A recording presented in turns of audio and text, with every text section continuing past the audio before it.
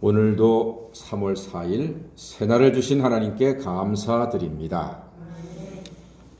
여러분 아시다시피 다윗은 그동안 나라와 왕을 위해서 정말로 큰 일을 했습니다. 하나님을 멸시하는 적장 골리앗의 목을 베었습니다. 악신에 번뇌하는 왕을 찬양으로 평안케 했습니다.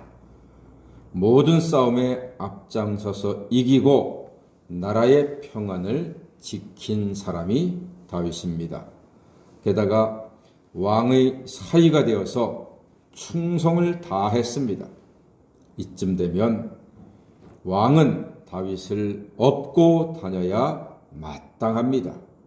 그런데 오늘 사울이 무슨 명령을 내리는고 하니 1절 말씀 보니까요. 자, 왕의 명령을 보십시다. 1절입니다. 시작. 사울이 그의 아들 요나단과 그의 모든 신하에게 다윗을 죽이라 말하였더니 사울의 아들 요나단이 다윗을 심히 좋아했다 했습니다. 죽이라! 요나단과 신하들에게 다윗을 죽이라 했습니다. 야, 여러분 이게 말이 됩니까? 그 목숨 바쳐 충성을 다한 다윗을 죽여라! 여기서 생각나는 유행어가 하나가 있죠. 미친 거 아니야? 미친 거 아니야? 미치지 않고서야 어떻게 자기와 나라를 구한 다윗을 죽이라고 말할 수가 있겠습니까? 과연 하나님을 두려워하지 않고 계명을 어겼던 왕은 자기 스스로 하나님이 왜 그를 포기했는지 우리에게 몸소 잘 보여주고 있습니다. 하나님의 사람은 사람을 사랑하고 사람을 살리는 사람이 되어야 합니다. 사울은 다윗을 창으로 던져서 죽이려 했고 안 되니까 오늘은 아예 대놓고 공개적으로 다윗 살해 명령을 발표했습니다. 하나님의 영이 아닌 악령에 사로잡히면 이런 악한 판단을 할 수가 있습니다. 그러나 사랑과 우정으로 따뜻한 왕의 아들 요나단은 다윗을 살리려고 합니다. 어떻게 부자가 이렇게 다를 수가 있습니까? 옛말에 과연 청출어람이라 했습니다. 이 말은 스승보다 제자가 낫다는 말인데 왕자가 왕보다 낫다 싶으니 청출어람이라 해도 과언이 아니겠습니다. 요나단은 다윗에게 숨어 있으라고 말합니다.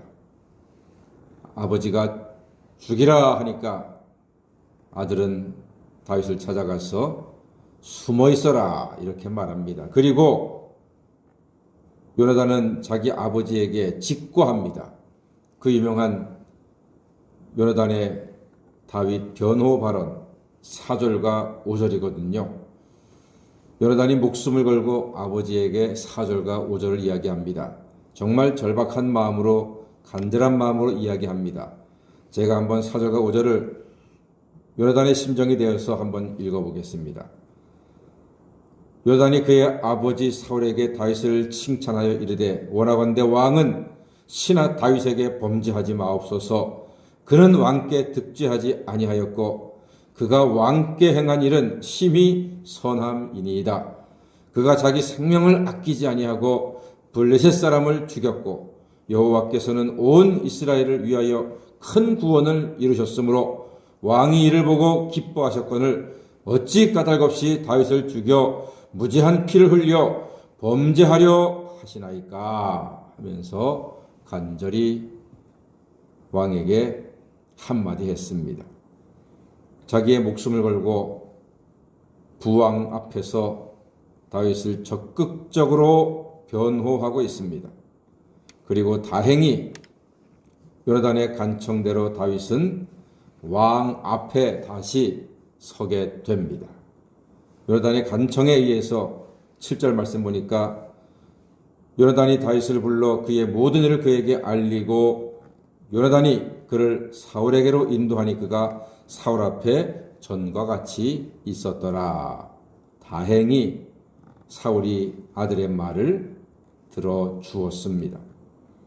요나단은 화해와 화평의 중재자가 되었습니다. 참으로 귀한 모습이지요. 이 시대에 우리에게 필요한 모습이 바로 요나단의 모습입니다. 우리나라도 화평의 중재자가 필요합니다. 남북 관계에서 필요하고 여야 관계에서 필요하고 노사 관계에서 필요하고 동서 관계에서 필요하고 세대 간의 사이에서도 화평의 중재자가 필요합니다.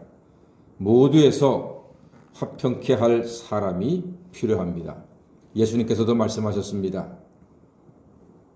복 있는 사람은 어떤 사람인고 하니 화평케 하는 사람이 복이 있다 했습니다. 그가 하나님의 아들이라 일컬음을 받는다고 했습니다. 화평케 하는 것이 그렇게 중요합니다. 아무리 산의 진미를 먹어도 아무리 많은 돈 가운데 살아도요, 그 마음에 화평이 없으면은 먹은 게 살이 되고 피가 되지 않습니다. 괴로움만 더할 뿐입니다.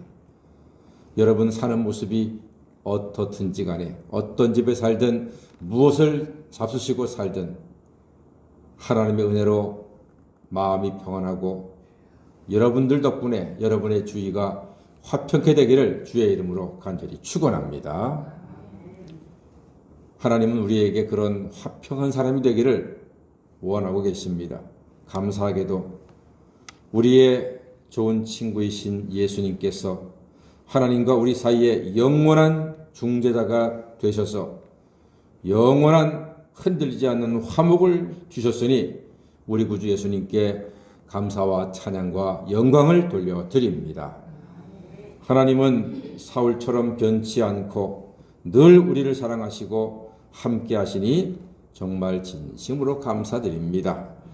사랑하는 여러분, 우리는 예수님의 은혜를 잊고 살고 있습니다. 요나단처럼 화평의 중재자로 살아가시는 하나님의 자녀가 다 되시기를 주의 이름으로 간절히 축원합니다. 아멘. 기도하겠습니다.